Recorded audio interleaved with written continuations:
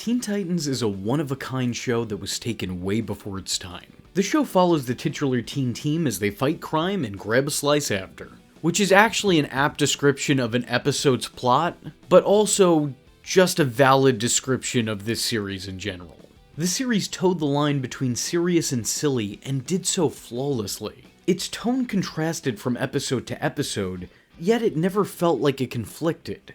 The characters always felt like the same characters, but it was the story and circumstances that these characters found themselves in that would change episodically. The animation stylings of the show were symbolic of this, changing from shot to better emulate the mood of the moment. The somewhat Super Friends take on all different types of issues here, from the normal to the abnormal, which is also why the show came with two different themes.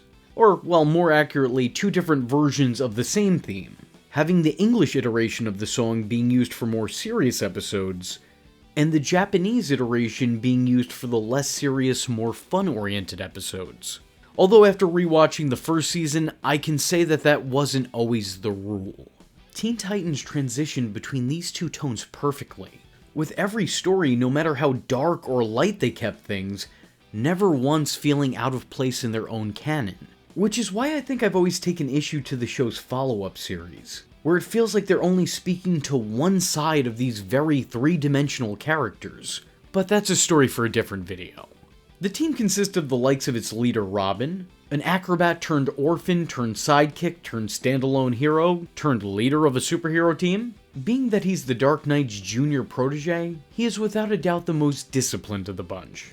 But he's still just as equally immature as his closest companions. He is wise beyond his years, but he still acts his age a lot of the time, letting his emotions trump reason, and allowing himself to act without thinking things through, on occasion being the one who binds the group together, but also on other occasions being the one to split them apart. In spite of this, like his pseudo-father before him, he becomes the team's strategist. Unfortunately, due to his nature of keeping things close to the chest, sometimes he doesn't fill in the rest of his teammates, which eventually leads to a little bit of dissension and tension between the ranks, as his friends feel betrayed by his plan. Whereas the rest of the team rely heavily on the powers that they've been gifted, Robin relies on his own intuition, his own know-how, and his advanced training in hand-to-hand combat. And despite being the only fully human member of the team, he's perhaps the most dangerous, in more ways than one.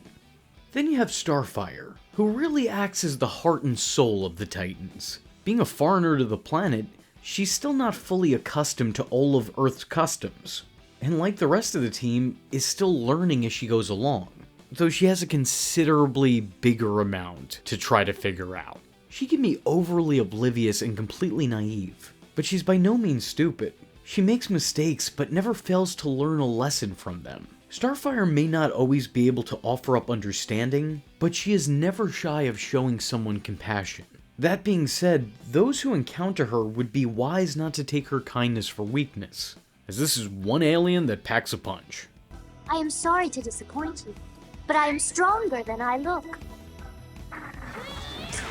Her standout moments of the first season showcase her standing up for herself, even against those closest to her, as she's forced to confront her criminal kin, when her sister Blackfire shows up and attempts to frame her for her crimes. Even after she apprehends the antagonist, she still bids her a friendly farewell. If there was ever just one moment that was completely indicative of this character and described her perfectly to a T, I think it would be this moment.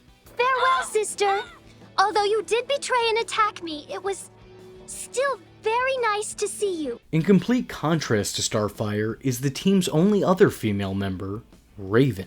A dark, broody, and at times moody, demon-human hybrid. She's the resident wet blanket, not usually playing into her friends' goofy antics. A stoic loner that keeps to herself generally. At times it could feel like she's part of the team begrudgingly, but a lot of that comes from the inexperience of having friends and being a part of a team. She doesn't exactly know what it's like to come from a healthy family, but within this season she sort of learns what that's like. Her telekinesis is triggered by her emotions, so therefore she has to keep herself calm, cool, and collected at all times. Otherwise risk accidentally hurting or harming others. That plays a big part in her self-appointed semi-isolation. Beast Boy and Cyborg are nearly inseparable. While the whole team are already close friends, it's these two that I feel like are the best of friends, as they're constantly shown together or involved in each other's plots in some form or another. The two are the life of the party, even when there's no party to speak of. More often than not, they're the comedic relief of the show, sharing playful banter and trash talk when playing video games, or arguing over which couch potato lost the remote. While their powers may be different, their personalities are almost one and the same, with Beast Boy being a shapeshifter who can turn into any animal of his choosing, past or present, and Cyborg being, well, a cyborg. They're fun-loving goofs who are just as dedicated to the mission as they are to having a good time. But that's not to say that they don't get their own deeper narratives as time goes on, or their own separate stories. At one point, Beast Boy's able to neutralize a threat to all of civilization, not by beating the bad guy, but instead by reasoning with him. Through Beast Boy's words and surprisingly insightful lecture, he's able to show Lightning the pain that he's causing in the name of fun. Ultimately, Thunder and Lightning put out the fire figure that they've created by combining their powers to make rain, after being inspired by Beast Boy's insight. Cyborg, at one point in time, is operated by a robot called Fix-It, who looks to remove his human half in favor of making him a full-blown robot. Fix-It mistakenly believes that he's fixing Cyborg by dismissing his humanity, only for that same robot to realize that Cyborg isn't the sum of his parts, and neither is he. Upon freeing himself, Cyborg isn't vengeful. He sympathizes with this made-of-man robot, and vows to help him find the humanity that he seemed to have lost. And that's the team. More than any other superpowered team-up shows, this series showcased the leads as being friends before everything else, even at times having their friendship take precedent over hero work. They aren't all necessarily the best of friends at first, but throughout the first season we really see the team grow and bond. We learn the ins and outs, and all the interesting and unique dynamics between these individuals. Respect is earned, deeper understandings of each other are learned, and friendships are fully formed. Season 1 mixed and matched different pairings of the five to give viewers a better insight into the dynamics within the team. We watched the team form a bond collectively, but we're now also following bonds within the ranks individually, and no two friendships are exactly alike. Raven and Starfire learn to like each other despite their differences, actually in part because of those differences. Cyborg and Robin butt heads when a mission's failed. The two heroes lash out and blame each other, even though they're most mad at themselves for their collective failure. But after taking some time apart, they realize how important each of them is to this formation of the team, ultimately leading to them having a greater appreciation of the other, and realizing that they're stronger together than they are apart. Beast Boy and Raven both operate under the notion that the other doesn't like them very much, only to find out that they're just different personality types, and have different ways of expressing themselves and how they feel about each other. And Starfire and Robin share a friendship that is constantly flirting with the concept of the two being a bit more. It's clear from how they speak to and about each other that there are some real feelings there. And this fact is made crystal clear by Starfire's very apparent jealousy of her sister when she begins to get close to the Boy Wonder. The cast is brilliantly cast. The talent attached to this is definitely a highlight of the show itself, and because of this, I can't really point to one voice in particular as a standout performance. It should speak volumes that the same cast that came together in 2003 are still voicing the characters in 2024, over 20 years later. Despite all that's changed from branding to aesthetic, the voices have always remained the same. I think this series did for their characters what Batman the Animated Series did for its characters, giving the cartoons from the comics voices. Now, I don't want to spend the whole runtime of this video praising their work, because I could very easily just do that. There is a lot to talk about on that front. I plan on talking about each of these performances individually in depth in the future. But for the time being, I will say this. Scott Menville, still to this day, may just be my all-time favorite voice actor to ever play the Boy Wonder, which is probably why he's been asked to play the part on so many occasions. By which I mean outside of this series and its follow-ups. We're legitimately at a point in time where he's played almost every person to have ever put on a Robin costume. Hynden Walsh made what could feel like a one-note joke feel like a deep and meaningful character, and made it feel effortless on her part. Tara Strong broke typecasting by playing a part that was the antithesis of what was on her resume.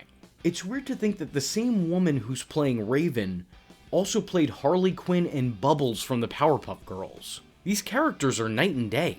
Ever since this show came out, I can't look back at Teen Titans comics and read Beast Boy or Cyborg's dialogue without hearing Greg Cripes and Khary Payton.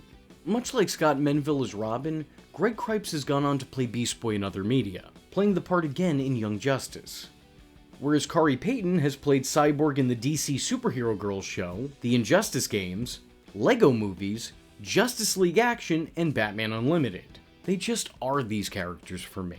So much so that whenever these roles were recast when I was younger, I had a real hard time getting invested in the newer actor's performance. For a lot of fans, these are the Teen Titans, and for the record, I am one of those fans. Equally well cast was the show's Bad Guy Brigade, showcasing a rogues gallery with a quantity of villains with quality performances. The obvious place to start is the season's big bad, a guy who would go on to become a permanent fixture on the show. Let me start off by saying that there were some limitations with what could be said and what could be done in a kids show at the time. Case in point, you'll never hear the word dead said. As a matter of fact, this character had to go through a little bit of a name change because of it. The should-be Terminator is now using his birth name, Slade. This depiction of Deathstroke is considerably different from the one in the comics. Whereas he's usually regarded as a mercenary for hire, here he's just an evil mastermind lurking in the shadows, watching and testing the team. He has his own plans, and those he encounters become pawns in his plays, willingly or not. Most of the villains the team come in contact with this season are acting as extensions of him. Earlier on, he enlists a team of Hive Academy students with unique abilities to act as his accomplices, having them cause havoc and chaos for the team, all in the name of spreading the word of Slade. This trio consists of Gizmo, an annoying tech whiz, Jinx, who is gifted with the power of bad luck, and Mammoth, who is big. And while they fail at taking down the team, they do get the point across, as they're really only meant to be messengers. Slade also recruits Cinderblock, a mindless drone who acts out the will of its master. This concrete monster is actually a character made for this series specifically. Acting on behalf of Slade, Cinderblock breaks out Plasmus, who is stuck in a cryogenic sleep. When he wakes, he turns into a dark slime monster, able to morph and slide itself out of any given situation. Not entirely unlike Clayface. Slade later manipulates two brothers who manipulate the weather. Thunder and Lightning are tricked into creating chaos upon Slade's instruction. The two aren't full-blown villains, as they don't mean to harm others. They're just immature kids with the powers of gods, using their otherworldly abilities to prank each other and have fun, unfortunately at the expense of all those around them. Because of Slade's ruse, the two create a sentient fire creature that causes more destruction than either could ever imagine. And if turning all those he encounters into his underlings isn't enough for you, he leads an army of robot commandos, some of which bear his own likeness and are sent out in his place. This villain is behind a lot of the problems the team face on a daily basis. The key word in that sentence being behind, as it's a rarity that this big bad ever makes his way to the forefront, choosing to take a back seat to the action and acting for the most part as the man in the chair. Additionally, he takes a liking to one Titan in particular, that being Robin, seeing the world's greatest sidekick as a potential protege and partner in crime. Surprisingly, the hero winds up working under the villain 2 times in the first season. The first time being under the guise of Red X, a stealthy thief who's trying to form a partnership with Slade in an effort to gain intel. The second time around, he's blackmailed into acting as the right hand of Slade, with the criminal mastermind threatening to end all of his teammates. The role was portrayed by Ron Perlman, who is my favorite voice for this character, despite the fact that he's a completely different variant of this character. He's as much Deathstroke as you could be, without actually being referred to as Deathstroke. Sure, there was limitations of this portrayal in general, but for what he was allowed to do, he got the job done. Slade is the biggest threat to the team and the greatest foe this show offers the friends, with many other villains being weapons that he utilizes. Though that's not to say that every bad guy is working with or on behalf of Slade. There's plenty of memorable standalone criminals as well. Sure, a lot of the villains the heroes go up against are aided in some form or fashion by the unofficial Terminator, but there are plenty of bad guys who are just acting on their own accord. Which is why you have characters like Mad Mod, a master at making false realistic realities and trapping those he opposes in them, punishing his prisoners with the worst torture imaginable. Schoolwork. You have Blackfire, Starfire's villainous older sister, who isn't blatantly evil, but is much more manipulative and cunning. At first, appealing to the team by targeting their individual interests and intentionally neglecting her kid sister. Meanwhile, her only reason for coming to Earth at all is a failed attempt at framing her family for her own crimes. Then you have Dr. Light, who is really just a walking punchline put in place to make punchlines surrounding his name. And because of that, I think he is the perfect portrayal of this villain, because the comics for a long time being treated him like a C-list joke. That is until they eventually turned the character into something far, far worse. Let's just not go into that one. Some things are better left unspoken of.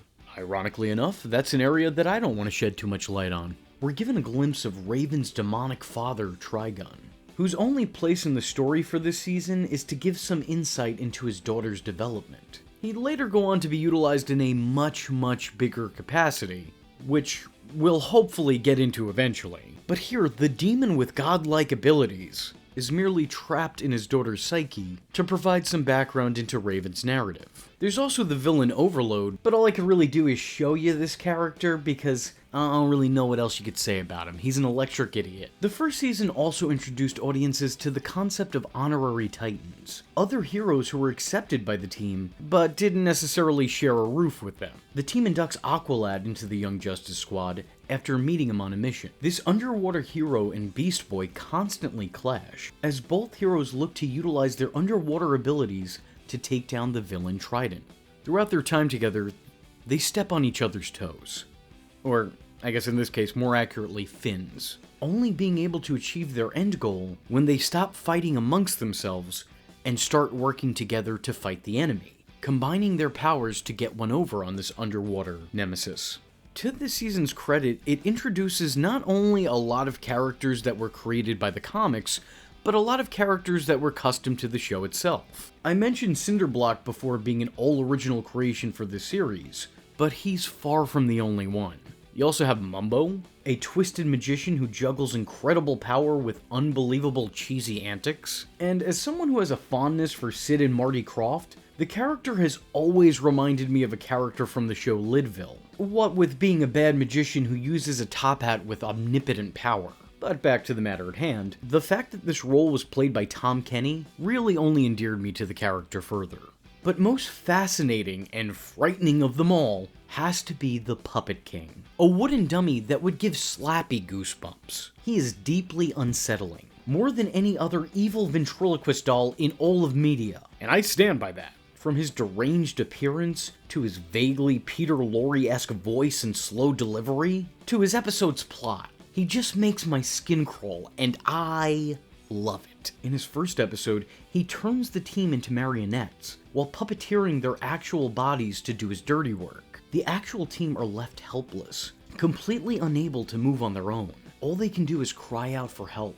And I'm not gonna lie to you, this freaked me out a lot. Not enough to stop me from taping it and rewatching it a million times over as a kid. It is genuinely one of my all-time favorite episodes of this show. And it's in good company as well, because another one of my all-time favorite episodes also takes place this season, and also stars a character made for this show specifically. That, of course, being the previously mentioned Red X. Red X at first is shown to be a mysterious masked man with ninja-like abilities, utilizing an arsenal of gadgets and weaponry. His motivations and for a time being identity are completely unknown.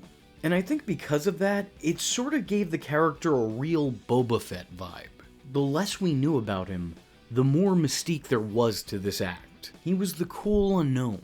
But as stated before, in the end it's revealed that the whole character is an act, as underneath this masked man's mask is another masked man. And in some ways, I think you can make a little bit of a comparison between Red X and Red Hood from the comics.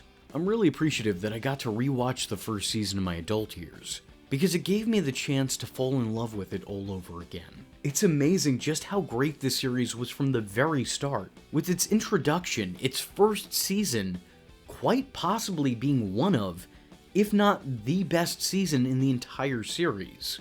I really appreciate this show artistically, because it never played things safe. It was never afraid to upset the status quo in some form or fashion, or give their audience a completely different experience from episode to episode, and having each episode feel like an event. From having Cyborg and Beast Boy being transported into Raven's mind, to making their audience think one of the good guys has gone bad, or trapping the team in a virtual reality with bizarre visuals and Scooby-Doo gags, or turning the team into marionettes and creating complete nightmare fuel. It was constantly doing something different, providing a new experience to viewers with each new episode. Teen Titans is an absolute rarity in animation. Where a show didn't need to take time and figure things out, it was just perfect from the start. For as historic and beloved as it is, I still think it's a bit of an underrated show.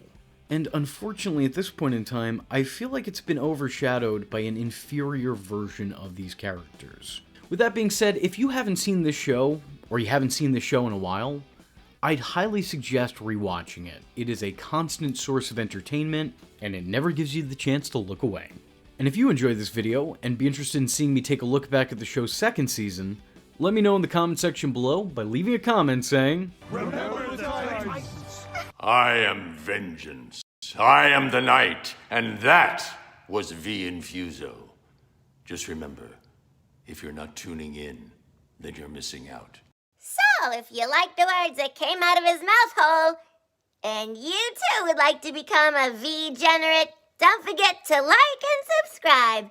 Thanks for watching, nerds! And if you're not joining the fun, you're in for one bad day. And you know what they say about having one bad day?